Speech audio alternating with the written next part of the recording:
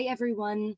Thank you all so much for joining us this evening for the City Lore Salon with Annie Lanzillotto and special guests Tim Z. Hernandez and Ana Saldana. This installment is called Singing Change, Lyrics as Acts of Resistance.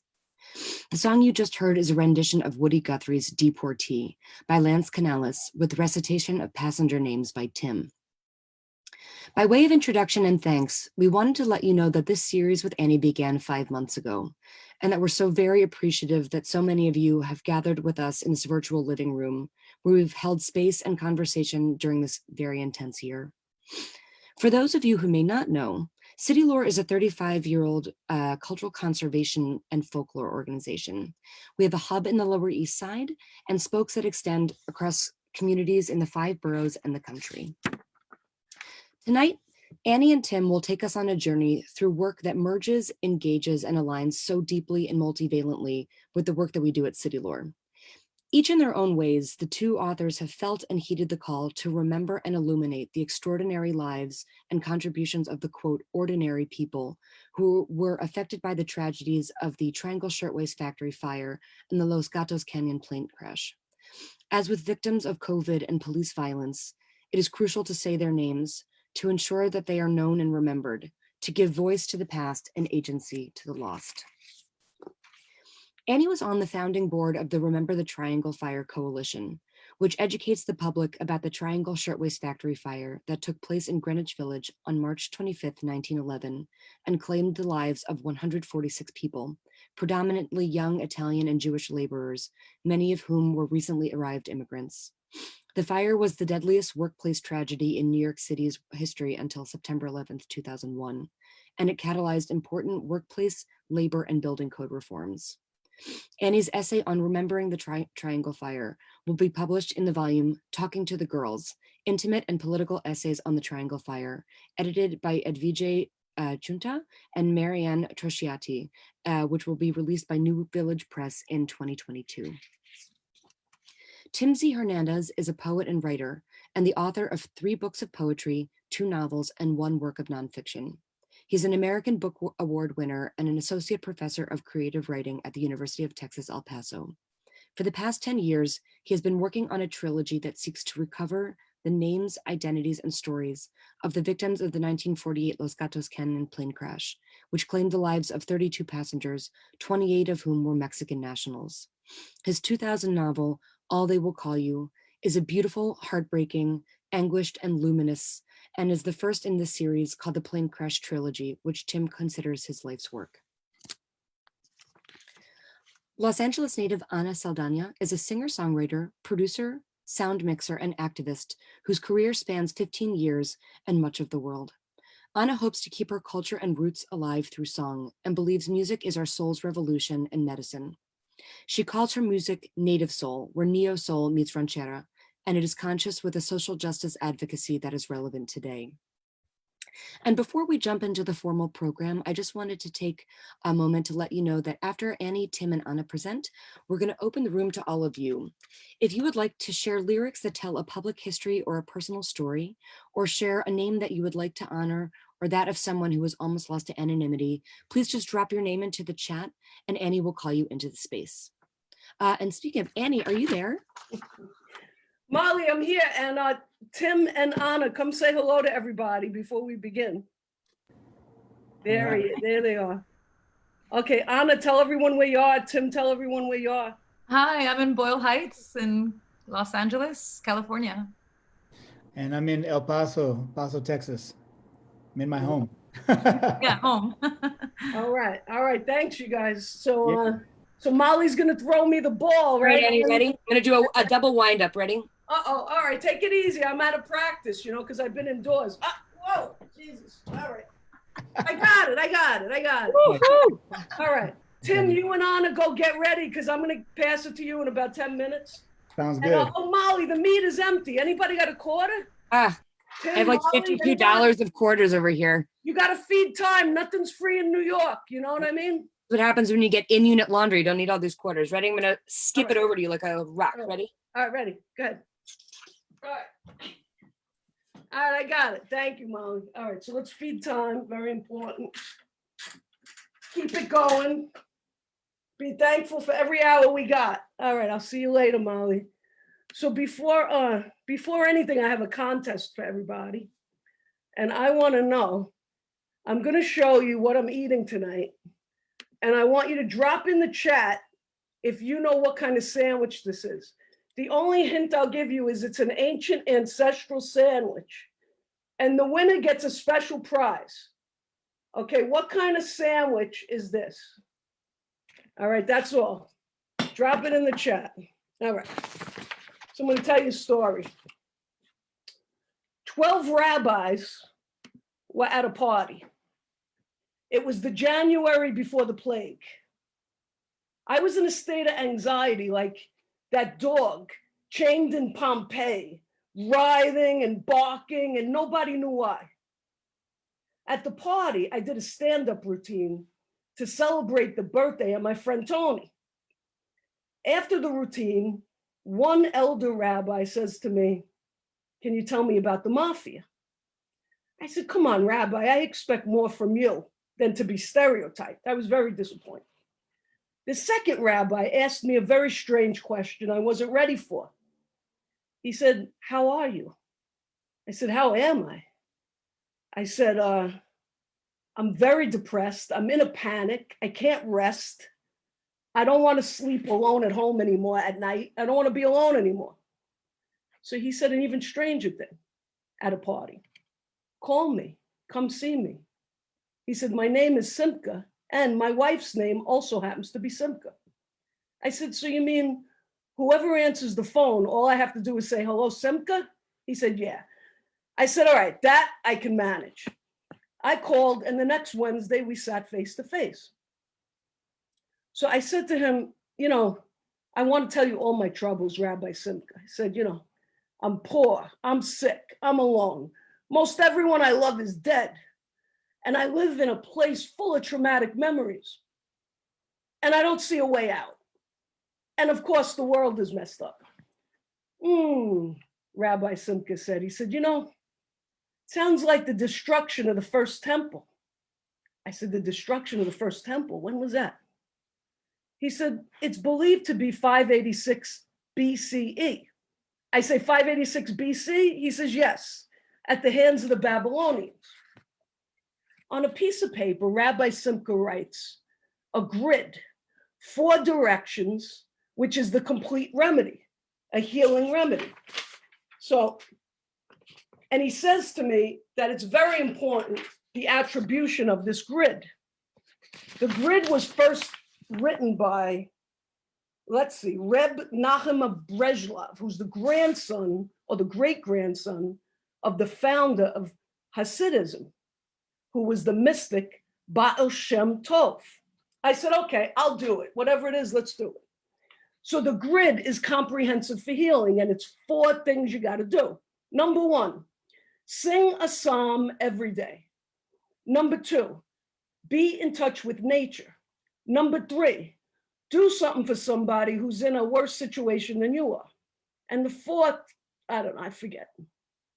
So the next week I went back to him and I said, "Look, Rabbi Simca, I tried really, but still, this malaise is persistent." I said, "Look, I sang Psalm 118. I went up to an old pine tree. I checked in on a neighbor who's elderly to see if she needed anything. And still, I can't shake this inner panic." He said, "It sounds like the destruction of the second temple." "The second temple?" "Yes, by the Romans." "When was that?" "Around 70 CE. "Is that 70 AD? "Yes," he said. "The rest of the world says AD. I'm not Roman, right? I'm Barés. There's a big difference. I'm not Roman. I just want you to know." And we went back and forth like this for about 6 weeks until COVID really hit New York. Then Rabbi Simca did a Zoom session, and I was one of a bunch of old ladies from their bedrooms zooming in and telling the rabbi all our troubles. He talked about the moment the world was in, and he talked about ancient history. Oh, that's the 4th thing on the grid. Look to the past. Look to an ancestor or a historical figure and contemplate how they conquered terror. How did they survive terrible hardship? So first I thought of my grandparents, their immigration, their starvation. They were day laborers in the south of Italy. Then I thought of my father, his hand-to-hand combat trauma, walking off the battlefield in Okinawa, surviving the battle. And then I thought of my mother, who, used to get what they used to call in the 60s smacked around. I thought of how they pulled through, how they carried on, how they conquered their terror, and how they survived. And I began to study the history of the destruction and rebuilding the temples. Now, just to give you an example, I'm going to do the whole grid right now. Number one, sing a psalm. This is the day the Lord has made. Let us rejoice and be glad. This is the day the Lord has made. Let us rejoice and be glad. This is the day the Lord has made. Let us rejoice and be glad. Be glad, be glad, be glad, oh be glad. This is the day the Lord has made. Let us rejoice and be glad. So I wrote that melody for Psalm 118, which is my favorite song. Now, 2, visit nature. I'm going to do that. Okay, visited nature. Number 3, do something good for somebody in a worse position than you. So if anybody out there is in a worse situation than me, email me and I'll do something good for you. Number 4, meditate on someone from the past. So I'm going to sing you a song I wrote for the girls of Triangle. That's what I'm going to do. And let's meditate on those brave girls. I know there were some men in there, but the girls are what really captured my heart.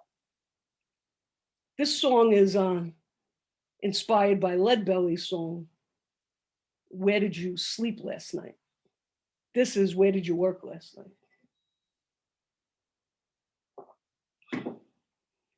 Girls, teenage immigrants, tell me, where'd you work last night? Come on, Tessie, Katerina, somebody tell me. Daisy. Washington and Green in the factory where the door kept locked by greed. Oh, girls, teenage immigrants, tell me, where'd you go in the fire? Well, I jumped to the street where my bones and concrete meet, the sewer my blood runs through. I jumped to the street where my bones and concrete meet, the sewer my blood runs through. Girls, teenage immigrants, tell me of your New York dreams. Rosaria, Celia, Annie, somebody tell me. Well, I ran from poverty, persecution, misery. We were starving, needed a buck. I got on a boat to try my luck. Made it cross the sea to the wave of liberty. Worked the Triangle factory in the New York garment industry, where amber waves of flame caught me. So I dove for the sky, broken window, promises, spring air.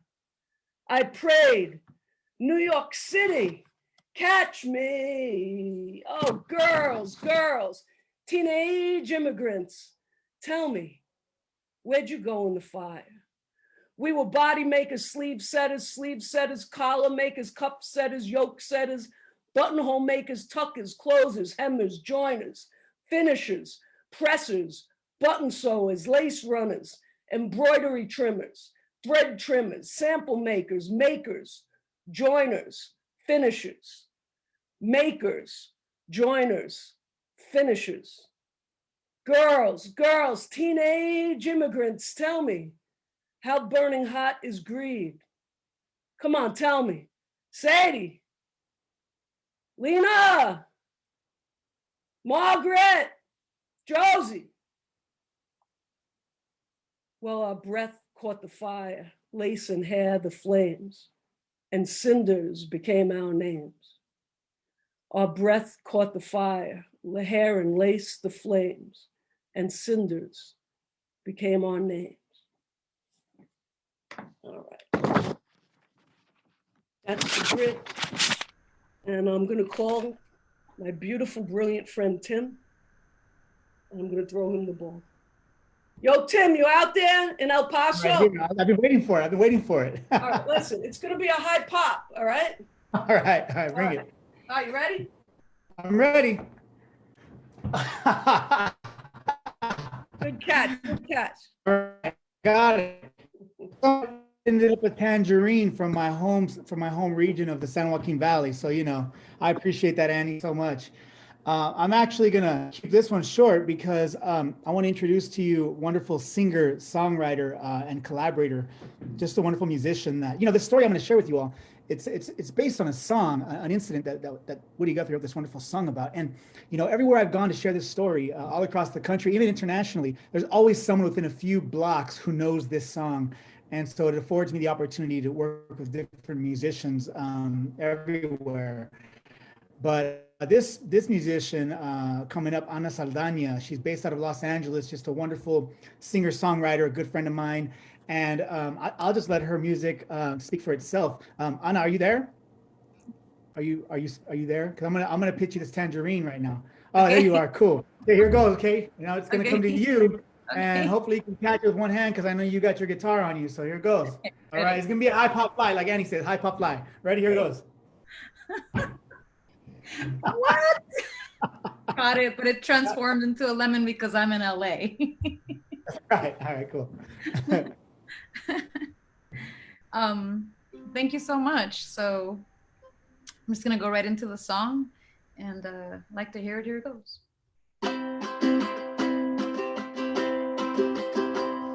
The crops are all in and the peaches are rotting. The oranges are packed in their creosote dumps. They're flying them back to the Mexican border to take all their money to wade back again. So goodbye to my Juan, goodbye Rosalita. Adiós mis amigos, Jesús y María. You won't have a name when you ride the big airplane, and all they will call you will be Deportee.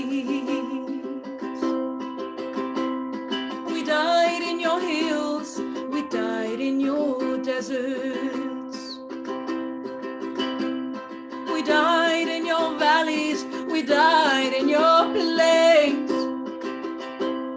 We died neath your trees, and we died neath your bushes. Both sides of the river, we died just the same. So goodbye to my Juan, goodbye Rosalita. Adiós mis amigos, Jesús y María. You won't have a name when you ride the big airplane, and all they will call you will be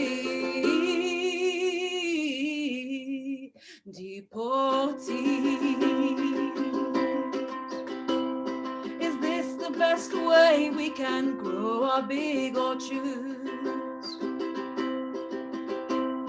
Is this the best way we can grow our good fruit? To die like the dry leaves that rot on my topsoil, to be known no name except Deportee. So goodbye to my Juan, goodbye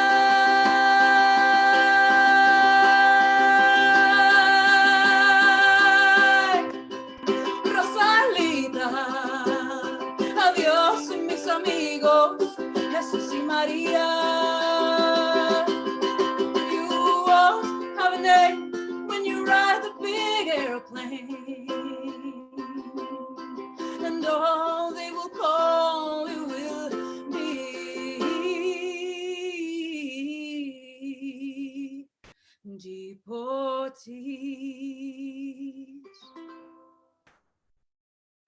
Thank you.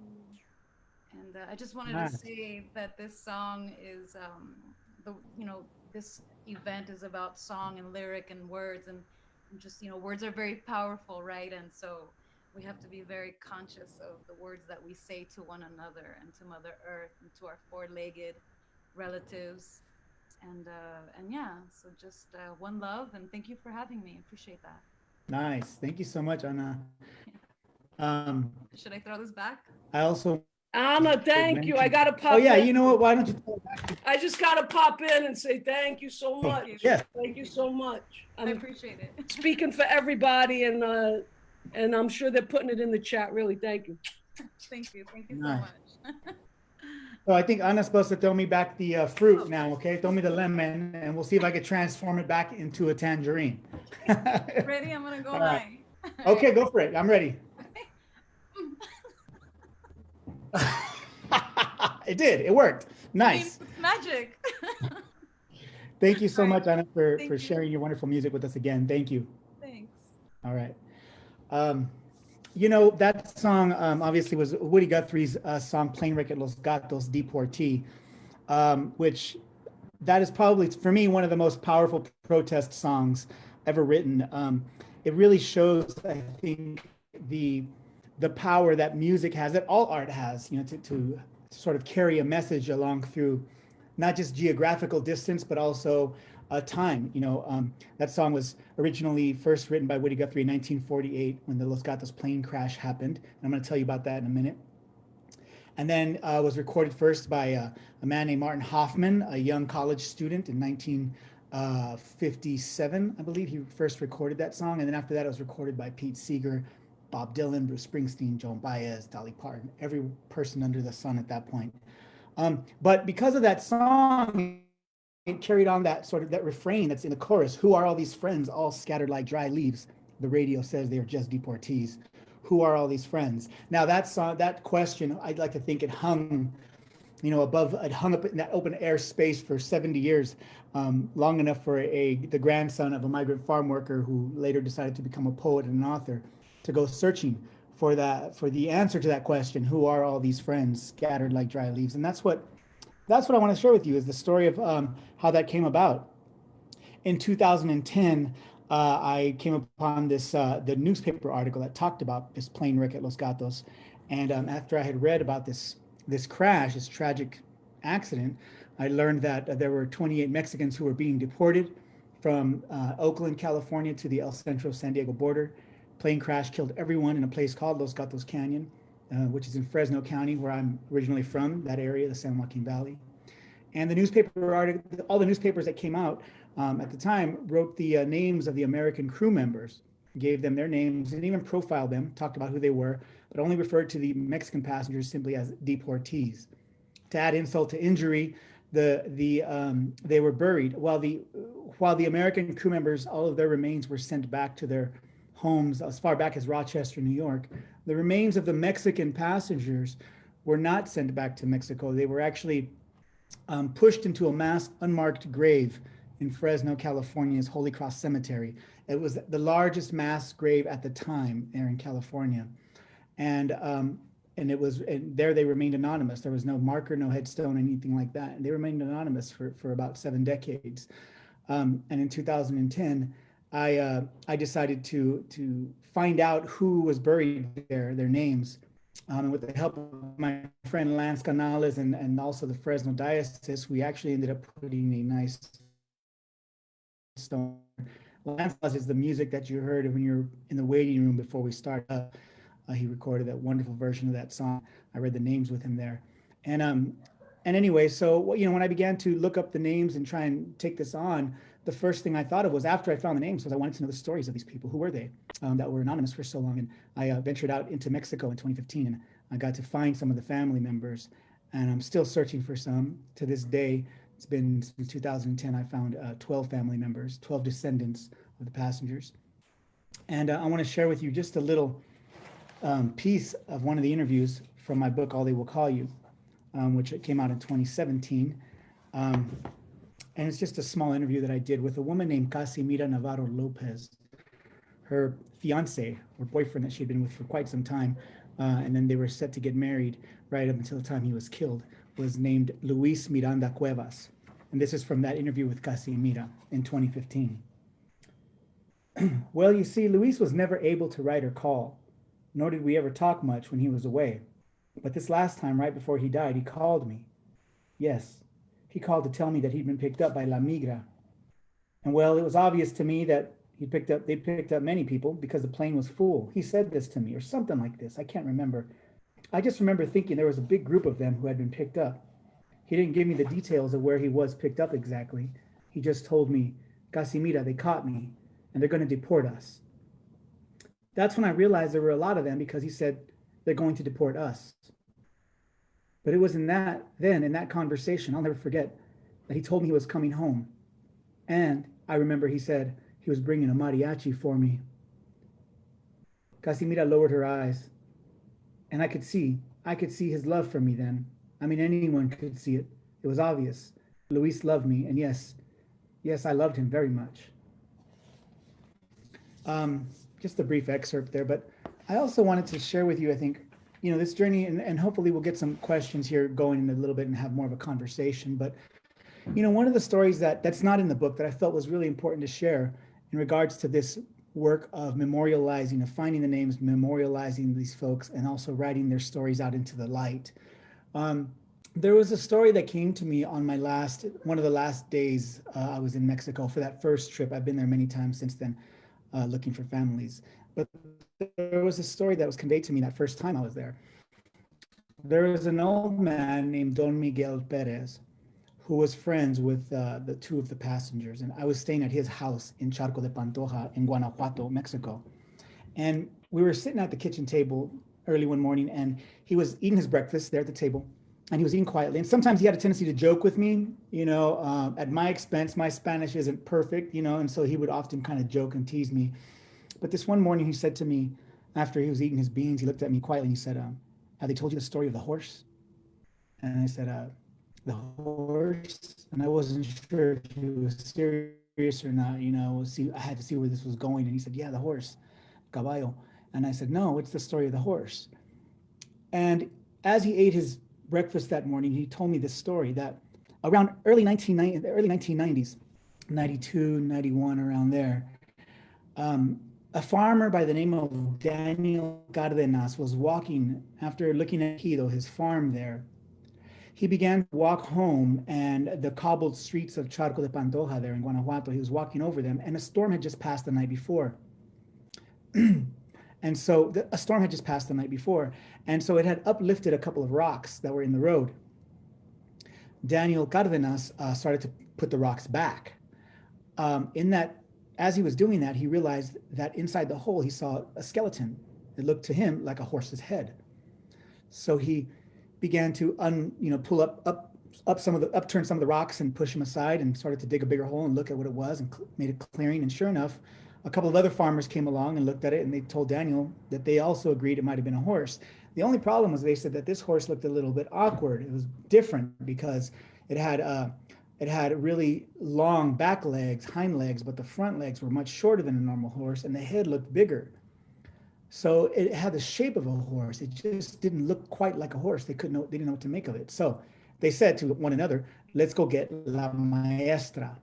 Okay, in that community there, they had one woman who had gone away to college, got her degree, and returned, and she was a teacher, so they called her La Maestra. So they called La Maestra. She came over and she looked down at it, and she recognized it, and right away said to the men, this is a prehistoric, bones that you found here, a skeleton of some kind of prehistoric animal. So they were obviously excited about that idea. She said, I'm going to call my colleagues at the university. She contacted them. They came over in a VW bus at the time. Archaeologists came, and they began to look down into the hole, and they recognized it right away and said it was in fact prehistoric. Now, for the people of Charco is a big deal. I mean, for anybody, right? Really, this is a big deal because, you know, the rumor has been for many years that horses were not native to, or not indigenous to that area, that horses had been indigenous, that were part of Europe and they were brought over. That was the common belief. And so for them, it meant, you know, it was proof that as horse people, they considered themselves, you know, horse people there. They were like, we knew that horses were from here all along, you know?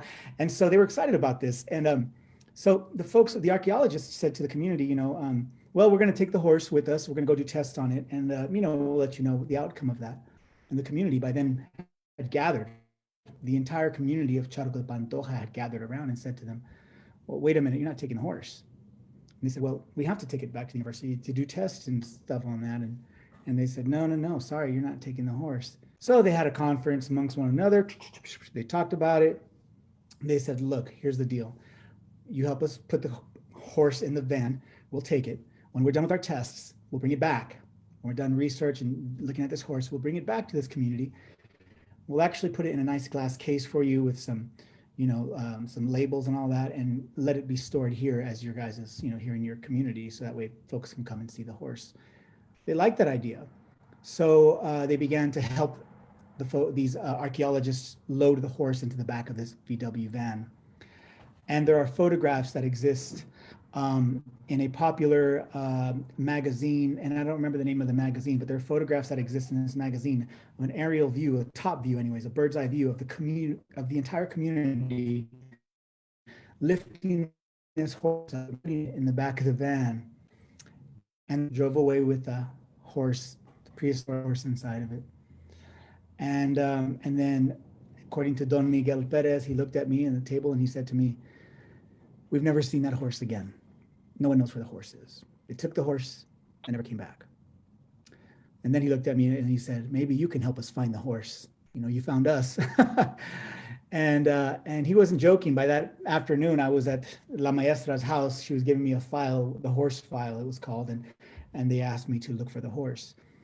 I flew back at that the next day. As I was flying back to my home here in Colorado at the time where I was living, I thought a lot about that story and why it felt so, it felt like Don Miguel Perez was conveying something more to me than simply just a story about the horse. And I think it occurred to me, and this is the sort of, you know, meaning I've made of it, is I think in some way it was Don Miguel's, you know, it was my last day. I had been there gathering stories from them, interviews. And in some way, I think it was Don Miguel telling me, you're taking something from this community, you know, and bring it back. And so I thought a lot about that, and I appreciate City Lore and Annie inviting me to share this story of the plane crash, and I hope to take some of your questions as well, because for me, this is a part of giving back to that community specifically, is to share this story, what happened to their relatives, and to pass this along. So with that, I'm going to call Annie back. Annie, are you there? Are you around, Annie? I'm here. I'm thinking about the horse. We got to go get the horse. Let's go. What are we doing? That's what I'm talking about, recruiting you to help me go get the horse. I'm ready to go find the horse. Let's go. All right, I got to throw you back this tangerine. All right. Easy. It's easy. Go ahead. An easy one? Okay, I'll throw it an easy one. All right, this one's a lob. I'm going to lob it over. Here goes. Thank you, Tim. Now, nobody got this right. Tim, do you have any guesses what kind of ancestral sandwich this is? Oh, I'm not even going to try. Well, all you Italians got it wrong. This is when the people in my family had no money to eat, but they had a piece of bread. They put the skin of an apple in the sandwich when they were delivering ice in the Bronx and Brooklyn, so that it would look like they could afford pastrami or gabagool or whatever. And they ate bread with apple skins. So that's what I'm eating. So that's that story. All right, so it's crazy. Tim, you know, I want to know in this book, which I have right here, everybody should really read. Thank you. And in the other book, like this is what's different about you. Probably a lot of people in this room read Jack Kerouac, but you read Jack Kerouac and you said, oh, he had a Mexican girl as a lover and he doesn't name her. I got to go find out her name and see if she's alive. And then you go find her. You know, you embark on this, I don't know how many years it took you to find her. So can you just tell everybody, like, what makes you think like, oh my God, I have the spiritual imperative to fix this situation, to do this, something about this. I want to know. I have no idea what makes me do that. I just think to myself, you know, hey, no one's done it. Why not? And then honestly, what it is, Annie, is it's just raw curiosity. And I won't stop until someone stops me. You know, that's how it works. So, you know, I thought to myself at the time, and I honestly didn't think, you're talking about B. Franco, who was Terry, the Mexican girl, and On the Road. You know, in 2008, when I thought of this, when I thought of her, it wasn't, I'm going to write a book about it. It was just a curiosity. What happened to her? She was a real person. And she was from the San Joaquin Valley, where I'm from, Fresno County area, Selma. I said, I wonder what happened to her. And I honestly didn't think she'd be alive, because I was like, I don't know many farm workers who live, you know, who live into their mid 90s, you know. My grandfather died at 72. So I was like, you know, and honestly, I thought maybe I'd find her children alive, Al Franco, her son, or someone like that. And so I went around just knocking on doors, you know, just literally knocking on doors like, hey, you know, I went to the Hall of Records and asked if they knew if they had a death certificate for a woman named B. Franco. And they said, no. They said, well, if we find it, if we have one, you have to be a relative of hers for us to give it to you. And I said, oh yeah, I'm her great grandson. I was like, you know, whatever it took to get in. And, you know, lo and behold, as you read in my book, Mañana Means Heaven, the one you're talking about, in 2010, after 2 years of searching, with the help of my dear mother, who's retired, and said, because I told my mother one day, and you know this, I told my mother one day, I'm done searching for this woman. I'm done. I can't. She who knows where she's at. 20 scholars had written about her in their books all over the world, and no one had ever found her. Wow. And they said, good luck. And I just said, I'm giving up. My mom said, I'm retired. I'm invested in this story. I'll find her. 24 hours later, my mom says, here's 2 addresses for you. And one of them, I knock on the door. And this is 2 years of searching, okay? A research scholar. So I knock on the door and, you know, flash forward, she's still alive. She's 92 years old and she lives there. And her and I begin a friendship over the next couple of years. And we talk a lot about it. That's how I write Mañana Means Heaven. I don't know. The answer is I don't know what emboldens me. I follow the curiosity. No, it's amazing. Really, really. You know, so there's people here who want to talk to us. Yeah. And I'm going to bring in Emily Bass first. And then after Emily, Jude Rubin. These are a couple of people who expressed interest then. And whoever else wants to come talk, put your name in the chat. Okay, nice. So let's see. Emily looks like her camera's getting turned on. I think Eva's taking care of that magic. And I guess everyone put your view on, if you go to gallery and then you could, well, you know what to do. Everybody knows how to do this. All right, let's see. Emily. Here she comes. Hi, Emily. Hi. Hi, Emily. Hey. Hey, how's it going? All right. Thank you. I look like I have a plant growing out of my head. There you go. Like that. That's beautiful. That's I recognize that. That's what do you call? The theater company, right? Yes. Yes, it is. That's beautiful. Beautiful storytelling. Hi, Tim. Hi, everybody. I have a few different directions to go in. So Annie and I know each other through the Remember the Triangle Coalition, which is a huge part of my mother, Suzanne Predbass's life and of mine. She had 2 great aunts who died in the Triangle Fire. And Rosie and Katie Weiner. And so part of growing up in my present life has been going to the Triangle commemoration that happens every year, and saying their names or accompanying my mother as she says their names. But when Annie reached out to me, I said, you know, the other thing I'm thinking a lot about is AIDS and AIDS activism. And it's World AIDS Day on December 1st. And I've spent my adult life as an AIDS activist and writer And I'm part of an artist collective called What Would an HIV Doula Do? And this year we got involved in reading names aloud for a sound installation that's going to go up on Thursday. And I did the names wrong. So I recorded the files. They said do it 3 times. And I thought, read each name 3 times.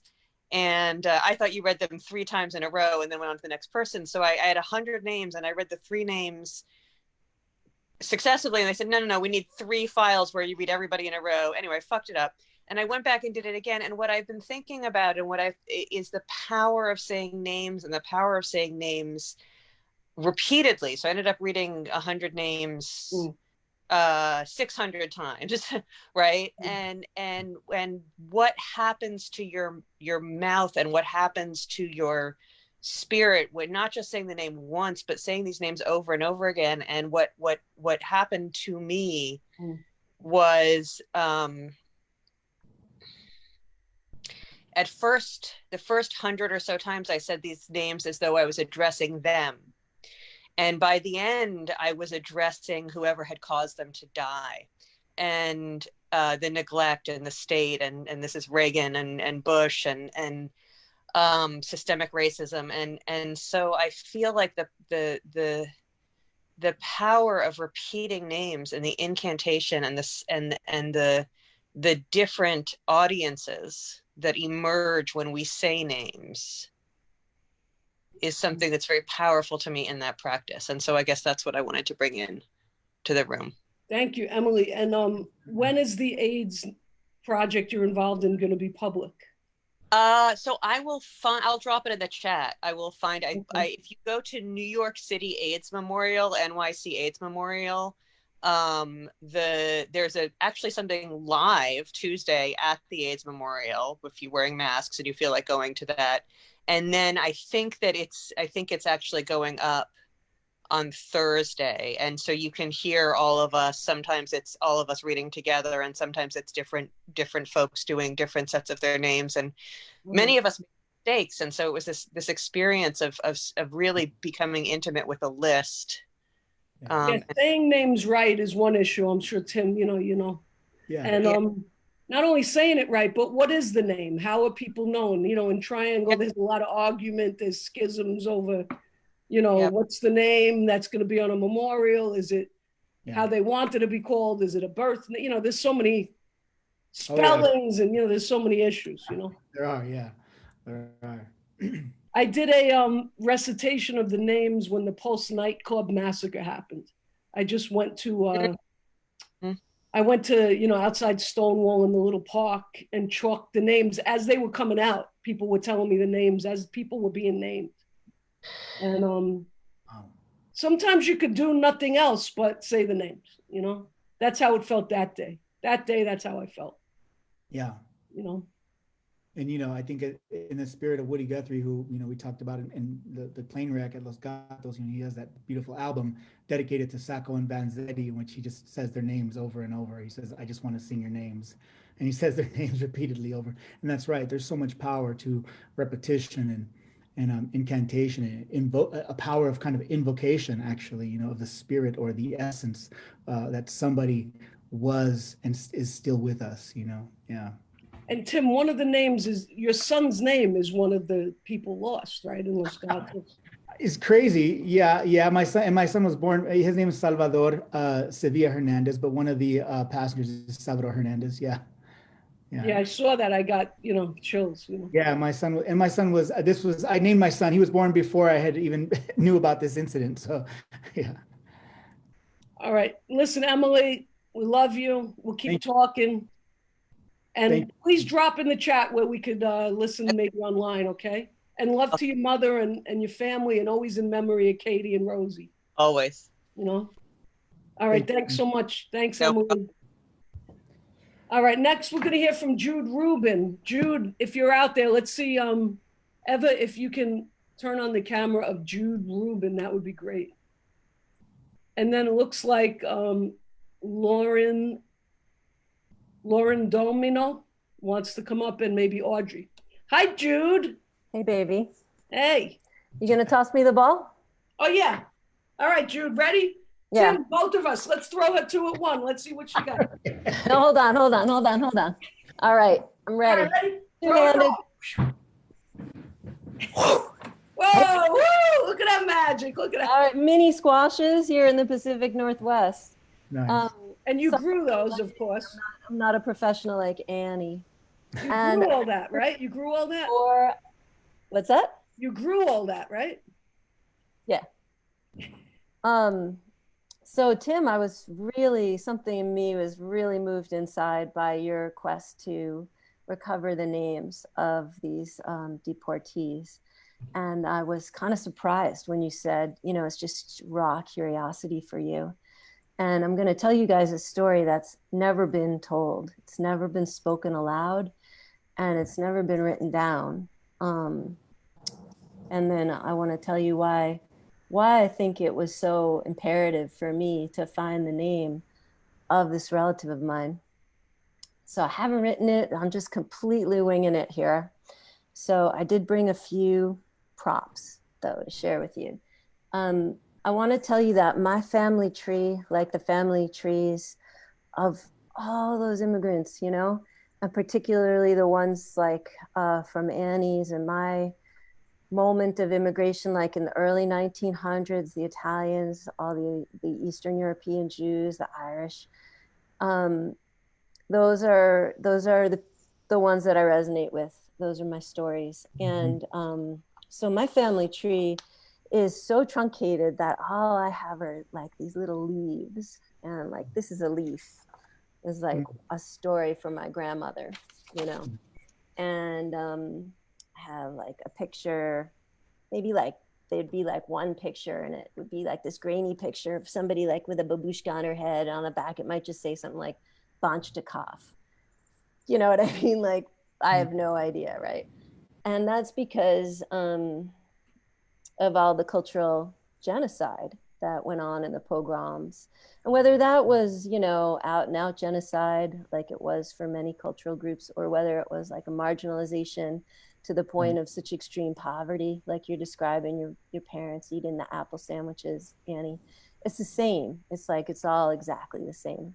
So the story I want to share with you is the story of my great grandfather. And when you hear this story, you can know that he came from the town of Brest-Litovsk, and that there were 90,000 Jewish people living there in the late 1800s. And now there are hardly any. So, you know, you can take my story and you can multiply it by about, you know, 80 or 90,000 people. All right, so a little cast of characters. Are you guys ready? So these are my grandparents. And that's me when I was 16, and that's when this story takes place. This is my grandpa Max, and that's my grandma Norma, and that's me right there at my sweet 16.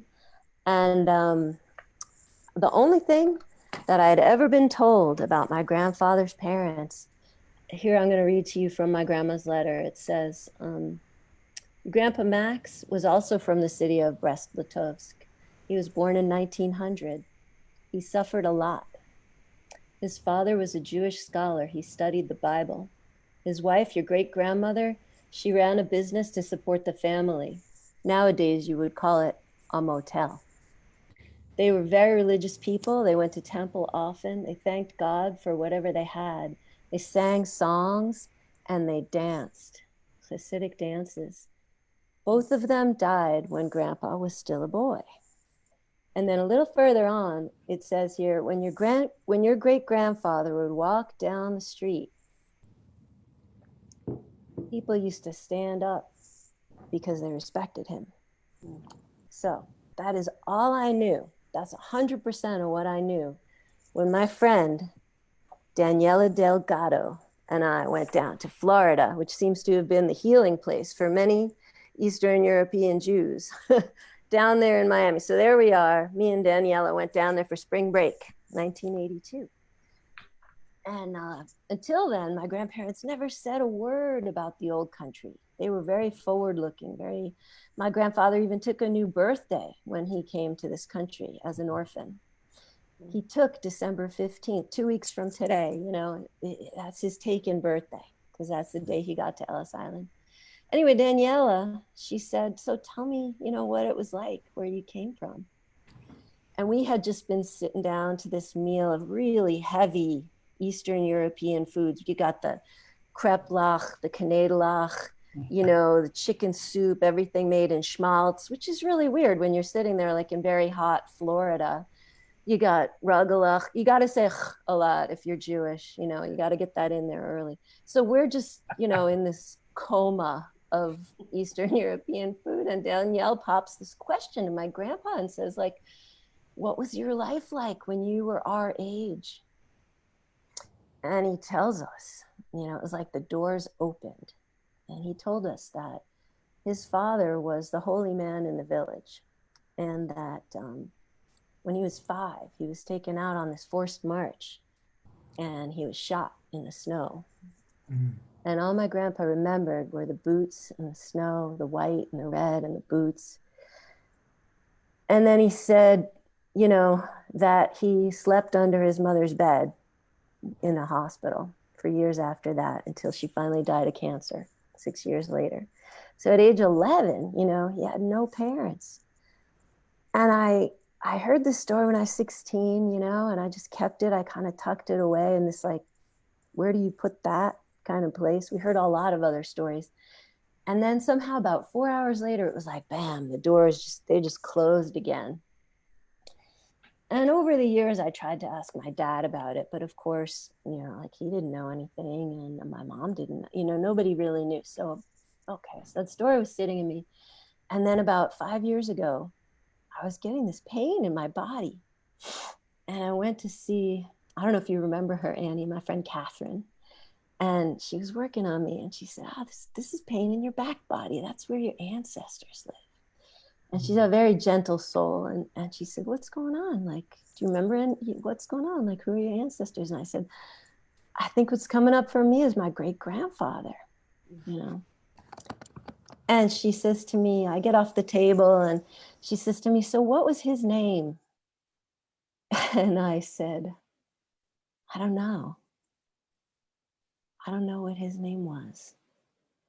And in that moment, what came to me was what felt like this very bold idea that I was going to rename my great grandfather. I was going to give him a name. It was like I needed, even if this book was empty, even if there was just one page inside of this book that said he was a holy man and people in the village stood up when he walked by. I needed one of those empty books like you see like as a prop in a show, but I needed it to be bigger than just that one sentence, I needed his name. And so I just looked her in the eye and I said, I'm going to name him Shalom because Shalom means hello. So it means like hello from your great granddaughter. And it means goodbye. I mean, it's all those goodbyes that you never said, when they pulled you out of your home to take you into the snow. It's that goodbye that my grandfather never got to say to you. And it means peace, we got to find some peace. And so I felt pretty good about that. It felt like, okay, that felt like somewhat important and curative. And then Annie was with me the night before my mom died. That's a whole other story that we got to tell sometime about the quest for Bialys, right, Annie?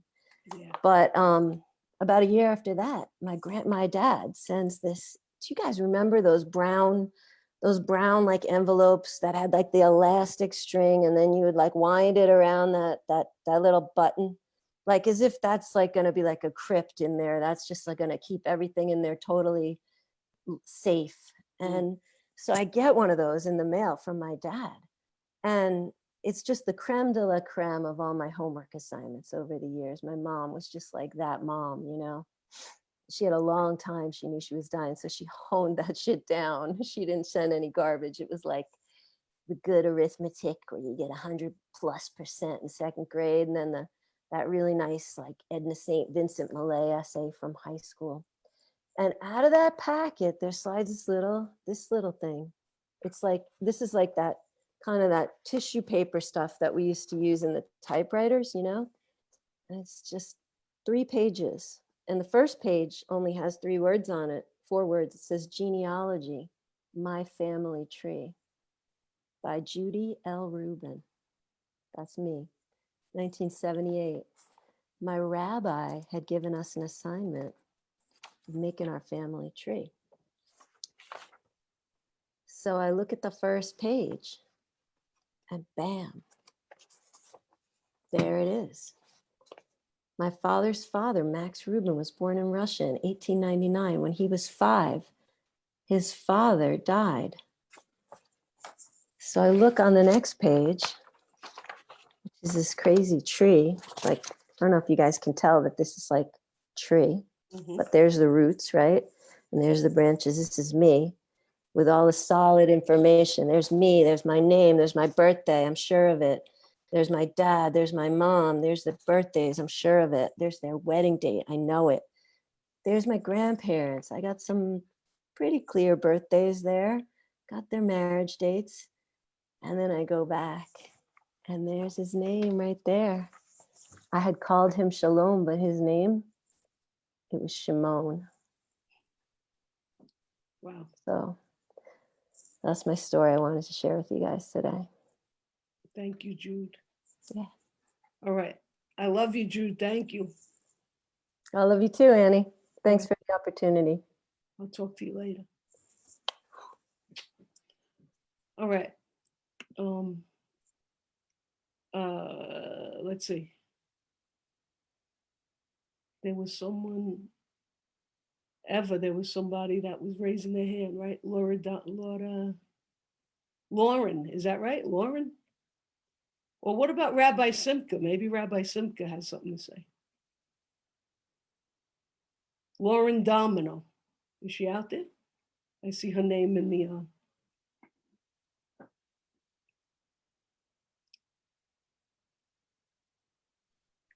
Rabbi. Right. Hi, Lauren. Hi. Hey, good to see you. Good to see you. Thank you so much for this evening, Tim. Your story of the horse and making sure that we bring back and honor communities whose stories that we highlight and share is something that's going to resonate with me for a really long time. And thinking of tonight and thinking of protest music and songs, it reminded me of a song, a lyric, and a story. So in thinking back to 2016, which is when the Black Lives Matter movement really took off, which was really an awakening for myself, my friends, my generation of what true systematic racism was, generations and legacies of oppression. And it's when your eyes are open to just how oppressive forces are against you and your being just because of the color of your skin or your religion or any sort of identity, it becomes a lot.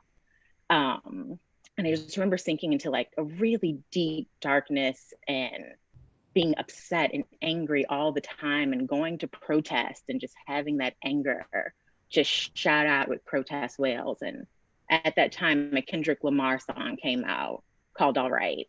And one of the refrains is, "We gonna be all right." And I remember going to a protest after Alton Sterling was murdered by the police in Baton Rouge, and everyone being filled with so much anguish and tears and crying. And someone in the crowd just started rapping the lyrics to that song. And we all joined in. So it was a resounding well of everyone together screaming, "We gonna be all right," and letting that pain transmute into power.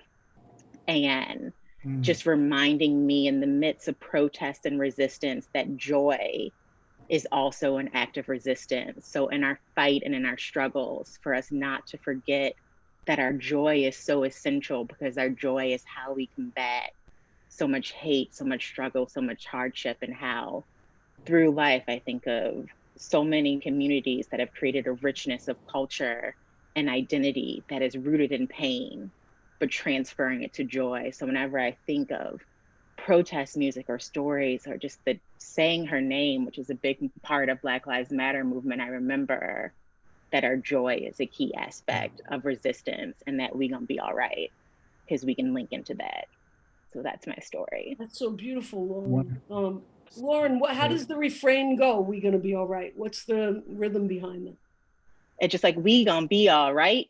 We gonna be all right. And it just builds and builds and builds. And it's powerful. And it reminds me of that moment. And even now, in the face of, a new uprising of Black Lives Matter, to let us not forget, all of us in our struggles, that if we keep fighting, we're gonna be all right. That's so beautiful, Lauren. If Thank there's you. anything you could put in the chat for us to look up or later, I will warn that the lyrics are very explicit. Oh, good. We like that. We need And no one with sensitive ears, just beware. Prefer it that way. Listen, Lauren, in my generation, there were no such thing as trigger warnings. So, we just took the hits, you know what I mean? I'll put it in the chat for everyone to listen. Thank you so much for letting me share tonight. This is such a special evening. Thank you. Thank you, Lauren. Thank you so much. What a great thing to tell us. All right, Rabbi Simcha, you coming to say something? Come on, Rabbi. Where is he? Eva, make the magic happen. Let's see Rabbi Simcha. We gonna be all right. We gonna be all right. Yeah, the horse. Joanne is chatting about the horse, Tim. Yeah. Okay. Hey, Rabbi Simcha. Can you see me? I see the top of your head, your beautiful head. Oh, wait a second. Let me get in here. There you go. I have no can't see anything. There you go. This is who I was talking about, everybody. This is the Rabbi Simcha who gave me the grid. The grid to fight despair. How come I can't see? I'm in the dark. Yeah, you can't see us? We could see you and we could hear you. So All right. I'll have to make do with that. just back up an inch so we see your lips. Okay. There you go. Perfect. Perfecto. So I feel like I feel so enriched by brothers and sisters from around the world sharing the real stories and finding the real names, and Judy, I must say, made me want to just describe my grandfather's cheeks. My grandfather came over from Poland to Montreal in 1926, 4 years before he could bring his wife and 4 kids. It took him 4 years with a pushcart where he sold candies to kids, except they didn't have any money, so he usually gave them away and came home with very little money. But he saved up enough to send for his wife and 4 kids, my father being one of the kids. And when my father came over in 1930, he was 12 to Montreal. And so I'm going to jump way later than that. But my dear grandfather was absolutely the gentlest, sweetest man ever born.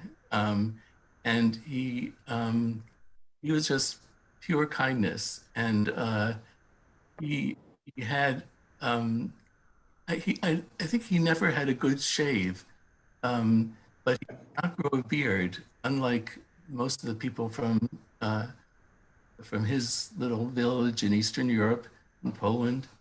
And yet he had a scar here. And it took us years to find out that the scar on his cheek was from a Cossack who had thrown him into the barn and chopped off his beard, and left him, bleeding in the barn and wounded. And he never spoke about it. And my father told us only as adults that that's what that scar was from. And I feel like there's something to,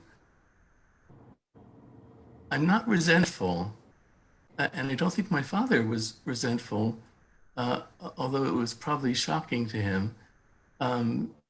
There's something about these very personal realities, and from Tim and Annie and everyone who's spoken, Laura and Judy, they're just so I'll just say this. It reminds me of the argument in the Talmud whether human beings should have been created in the first place. Mm. Kind of, rhetorical argument.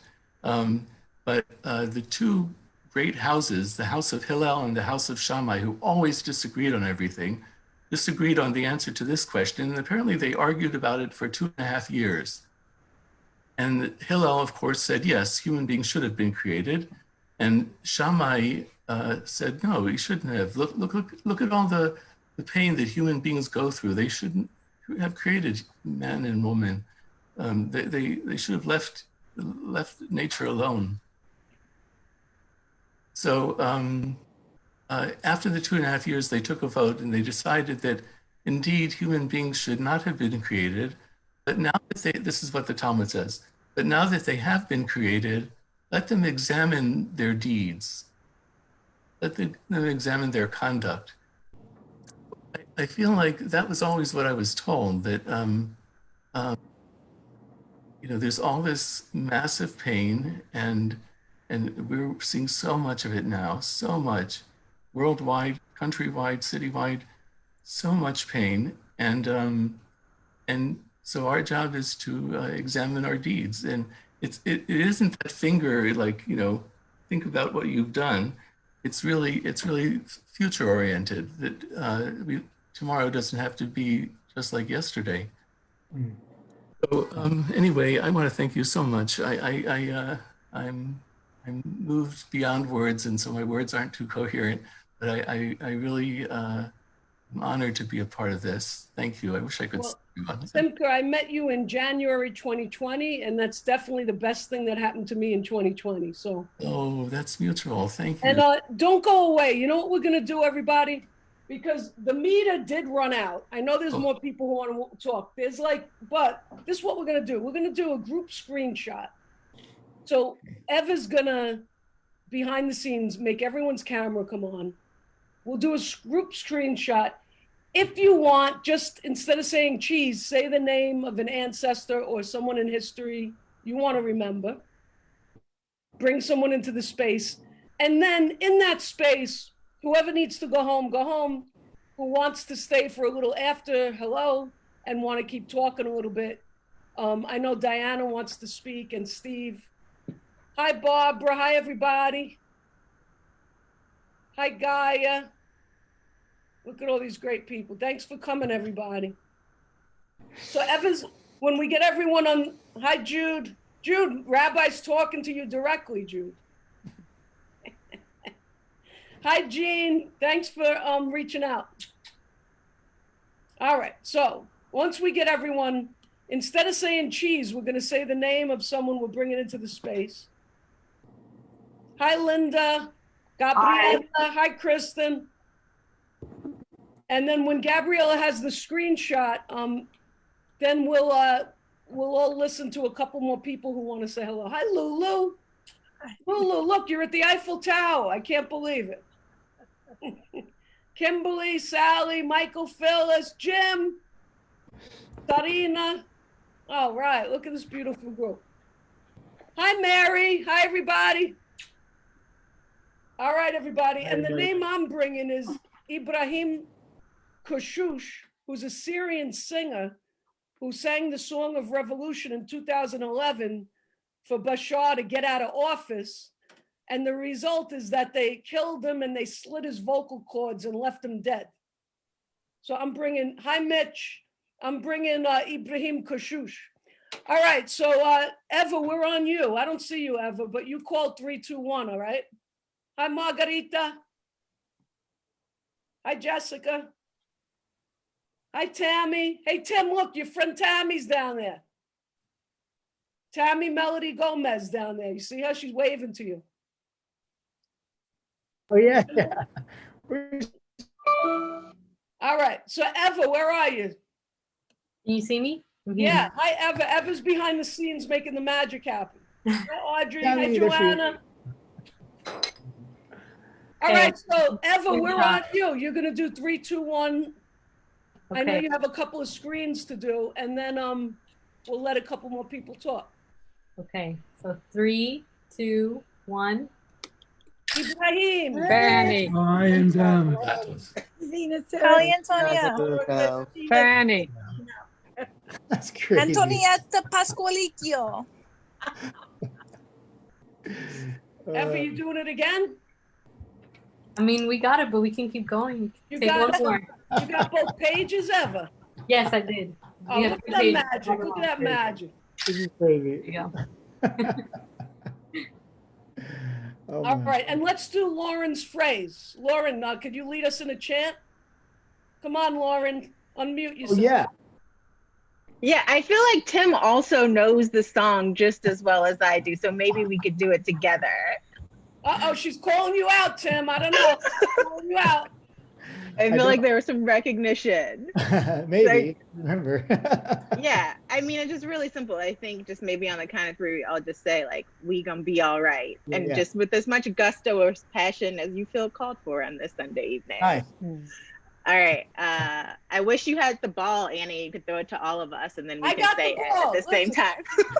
All right, everybody catch something. That's all. Catch something, even if it's an air ball. Okay. All right. Eva, someone says their video can't be turned on. Jill, I don't know. Maybe Jill, yeah, she's putting a message out there. Jill, try to put your camera on because Eva said, she turned it on.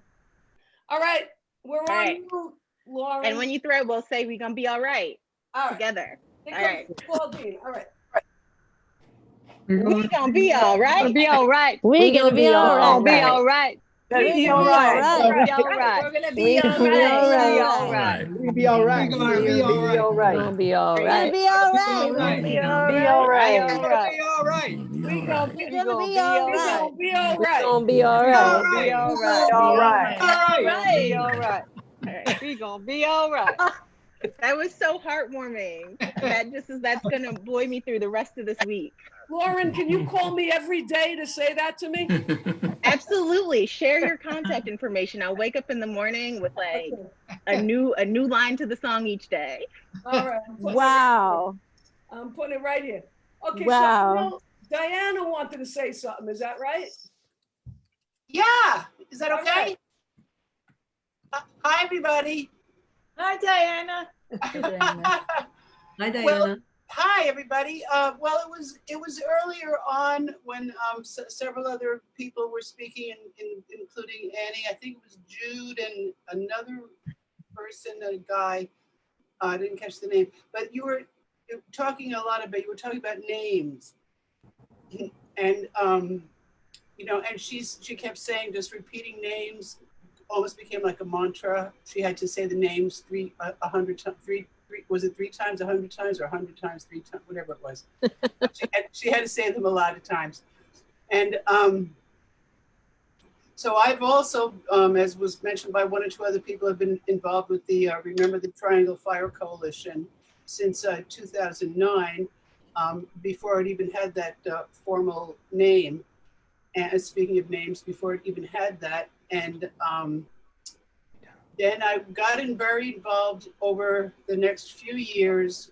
In the first time we did that parade with the Labor Day parade, and we just had these sashes that were cut out of like the positively cheapest piece of linen. The thought was there, but it was just these names scribbled on a piece of linen. And then we started to formalize them, especially for the centennial, and made them very nice. And as Suzanne Checksfield, who comes in from Pennsylvania every year for it, she said, these women were seamstresses. They would have never gone out with something that looked like this. So, but anyway, during that time, because of the names and everything, I typed up the list of the 146 names. Wow. And I'm kind of an expert, not an expert, but I use Excel for everything. So I'm like really, really, really good at Excel. So I typed those names.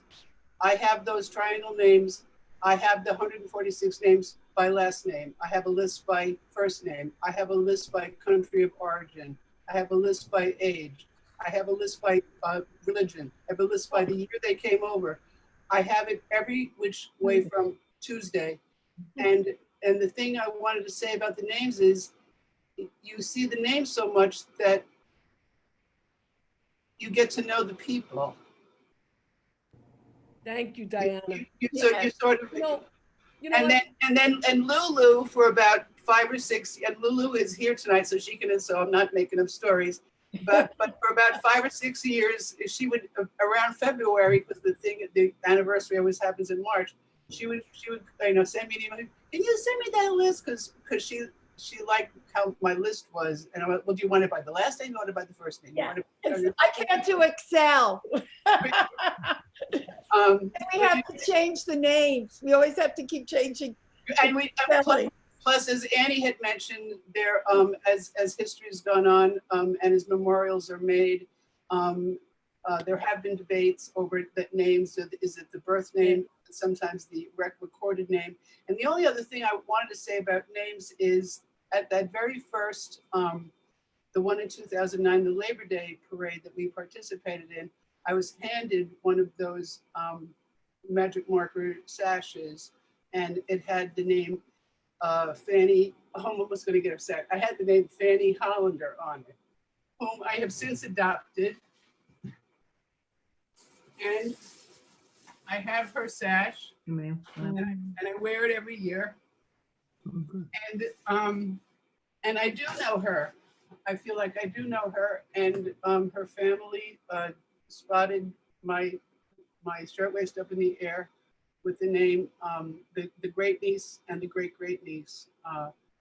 Thank you, Diana. Diana, let me get a few more people in here to talk. I know. I'm done. I didn't mean to do part 2, but no, you're good. Listen, I'm going to put someone on the spot just because she's a professional actress, so she could handle it. But I see my beautiful friend Ileana in the crowd. And Ileana, we never talked about your husband, you and I personally. I think maybe I left you a message once, but I was wondering if you would share with us a little bit. Well, yeah, my husband was a great man, Thomas McGinnis, who was my high school sweetheart. We met when I was 14. So we actually met in junior high school, inner city kids, right here in New York City. And we started dating when we were seniors in high school, and it was till death do us part.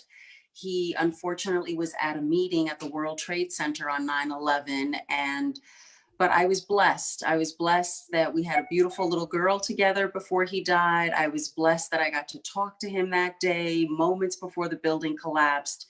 We even got his body back. So compared to many other families who didn't have that, I had that, which I am thankful every day, because as terrible as it sounds, it was very comforting to know that I was able to talk to him right before, and I got to say goodbye, which a lot of people didn't, and that we have him. You have him in an urn. That's what he wanted, and so that's what we did. So I'm very blessed. Thank you, Ileana. And what do you say about I don't know, naming memorials, rubbing your names on names? I don't know. Just give us a little more. Can I say something, honey? Yeah, please, Joanna. And I'm not quite sure how to contextualize this, so maybe thank you, though, figure it out. Really. There, right after George Floyd was killed, there's an African-American Times cultural commentator whose name I'm blanking on right now, and he did a podcast about listening to Patti LaBelle sing, "If you don't know me by now, you are never gonna know me." And I'm trying to, his grief in that piece of commentary is in my head as you are all talking about these names that we have to hold. I agree so much. His name is Wesley Morris. I heard it as well. It is phenomenally beautiful. Wesley Morris. Yes, thanks, Jean. Mary, thank you. Mary. Excuse me, I'm calling you your mother's name. Anyway, right, it's this breathtaking moment. And whether we know each other, at least tonight, whether we know each other or we don't know each other, we know each other by now. Thank you, Joe. Mary, what's his name? Wesley what? Wesley Morris. And it's a beautiful episode. You can access it, really easily, if you don't know me by now. Well, this is quite a room here. I mean, I'm looking around, we got Jim Igo, ACT UP leader from, we got Triangle Fire family, we got 9/11. I mean, this is real. Los Gatos. I mean, this is, I don't even know how to say it, Jim, you want to say something? No, we're about to go into World AIDS Day. Someone had mentioned it earlier. And when you told us that we were going to have a name to say, I'll just say a sentence or two about the name I brought. His name was Brian Damage. That was his performer name. He was in a rock band.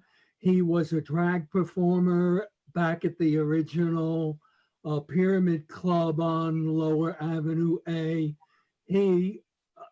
When we took over the FDA, he was in the affinity group I was with, and we called ourselves the New Center of Biologics.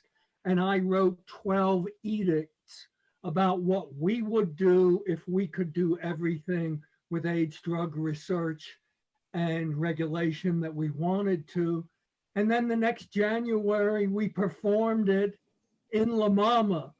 And Brian and I was AIDS terrorist 1, Brian was AIDS terrorist 2, and he performed with a fever of 103. We had to rush him to the emergency room the next day. And by the end of the year, just this time in 1989, he died. And so many of the performers I still live in the East Village. Yeah. I live at 11th and A, he lived at 5th and A, practically across from the Pyramid Club where he did so much of his work. And so much of that generation was wiped out. And that's and that's the culture I come from. I see Sally Mae is here. I know there are several of us who come from that culture. And since it is so close to World AIDS Day and a new pandemic is here for which there are so many similarities, although a lot of differences as well. Brian's was the name that I brought, and I just thought that I would mention him to you as well. Jim, what hospital did you bring him to that night? What's now called Sinai Beth Israel, but it was a full hospital then. And Beth Israel was both terrible and wonderful at the time. You could wait on a gurney in the hallway 3 to 4 days before you got a room, but it had the most beautiful AIDS wing in the city because it was staffed by people that were mostly nurses who wanted to be involved with people living with AIDS, and frankly, many of them at that point dying with HIV. So it was one of those, but it was. But I mean, it's okay. I mean, I still got it. All right, Jim, thank you. And, I asked the hospital for the reasons you said, but also the survivors of Triangle, even if they just lived a few days after, were rushed to St. Vincent's. And, so in 1911, 1989, same hospitals, And Sally is working at the oldest public hospital in the country, Bellevue, or the second oldest. I don't know if the first was in New Orleans. No, I think it is the oldest. It's 1736. It's the oldest, right, Sally? That's my understanding. Yeah. So tell us. I could be wrong though, but it has been going on since 1736. Sally, you're on the front lines right now, and you have been even in 9/11. You were there at Bellevue. Tell us how the mental health during COVID in the streets. What's going on? Well, it's good. There's been waves, and now what I've seen is just the extension of people at all, parts of life, economics, race, are falling apart, and the situation with people with nothing has gotten really, really grave. I mean, I worked in the medical part recently of Bellevue, and I was there last night till midnight, and just the traumas and the people coming in naked and dirty, and it just, you feel the stress level and the volume and the intensity up 10 notches, at a hospital that already is, sort of at a limit. So it's pretty overwhelming to see it firsthand, and, to want to do something within that. But yeah, I feel grateful to be able to be there. So yeah, to be able to be useful, to serve. You're serving. Serving, and sometimes when the problem is when the volume is so high and you have so many places to be at once, you can never do more than 3 steps when you need to do 25. You really feel that lack. But if you try for the good 3 steps, I mean, last night I saw an inmate that had been raped by it, and he was just devastated. You get one little link that he's going to get this kind of service when he gets back. I mean, it's awful. You don't want to see somebody in that position, but if you feel like, okay, the 3 steps I did maybe will make things a little bit better, I want to be more positive than that. And sometimes there are positive stories. Yeah. Well, Sally, you've done so much, and I just want to brag a little bit about you, because you just got you got an award at Bellevue for your service, right? Because come on, you've been on the front lines. I'm really thankful you're healthy, but really, Sally, thank you. Well, I don't know anyone who's doing what you're doing, Well, we're all doing. The great thing about even being here right now is you hear how people on this Zoom are all doing what they care about and what they're good at, and how they connect with people and humanity. So I'm doing what I know and love, and you all are. I mean, I get to come here now and be amidst this, and hear Jim, all the stories, and Jim, and it's the rabbi and all of you. It really is incredible to feel part of such a strong place. So we're all the front line. We're all doing it, and I'm so grateful to be amongst you. All right, lead us in that chant, Sally. We're all the front line. We're all the front line. We're all the front line. We're all gonna be all right. Yeah. All right, thank you. Is anyone else who feels they want to talk? Hi, Anna. Anna's back. How was Anna with that singing? Could we just come on? Yes, absolutely great. Can she call all of us in the morning? Yeah, Anna, you should have heard, both you and Tim should have heard a standing ovation after both of your presentations, So, thank you all. So, here it is to you now, both of you. Tim, you're in a room full of New Yorkers and women. You're not getting to talk too much. Being the guest star doesn't mean you get to talk, Yeah, I've learned. No, I'm really grateful for everybody. Thank you so much. I just for sharing your stories, and I know that this is still happening today, and it feels really good to be in a room full of like-minded folks who are working toward a common cause of getting the message out there. So thank you all so much. I appreciate that. And to Anna and Annie and everybody at City Lore, Molly, Eva, Steve, thank you so much. I'm so grateful. Thank you. And Steve, you wanted to share something. Why don't we give you the last word? Where are you? Where's Steve? Steve runs City Life. I'm good, Annie. You're good? All right, then we'll give Tim the last word. Then you sure? All right. Well, I just want to thank everybody, because when we started doing these discussions, Zoom was new for us, and so people were hungry. But now I know everybody's exhausted looking into screens, screens and green machines, So thanks for this hour together, really. Thank you. And I love you all. And as Joanna has a great ancestral saying, and she told me to say it, so I'm going to say it. Mantieni tu forte come una cerasetta pesante. And it means stay strong like a hot pepper, like a cherry pepper, right, Joanna? Like a hot red cherry pepper. Understood. All right, so I think Eva will close the chat. Thanks to Eva and Molly. We'll close the Facebook Live. And thank you. We're all gonna be all right. Stay well, everybody. Ileana, thanks for letting me put you on the spot, really. Anything for you, Annie. Anything for you. We got to do a scene together. That's next. You got it, sweetness. We're gonna be all right. We're gonna be all right. We're gonna be all right. I got to come take a bath at your house, Ileana. That's what I got. A bubble bath. We're gonna be all right. And I got to thank Phyllis, who told me about the Triangle Fire. Thank you, Phyllis. I'd never heard of it before, Phyllis. So tell each other everything. All right. Love you all. Tim Love and you.